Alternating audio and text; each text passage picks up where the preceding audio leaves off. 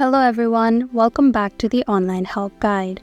I'll be showing you how to delete history on Pinterest in this video. Let's get started. Open Pinterest on your device first. Tap on your profile at the bottom right. Tap on the three dots at the top right. Tap on Settings. This is the settings page. Tap on Privacy and Data. Scroll all the way down, then tap on Clear App Cache.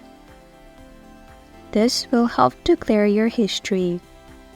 And that is how to delete Pinterest history on mobile. Thank you for watching Online Help Guide. Hope this video was helpful.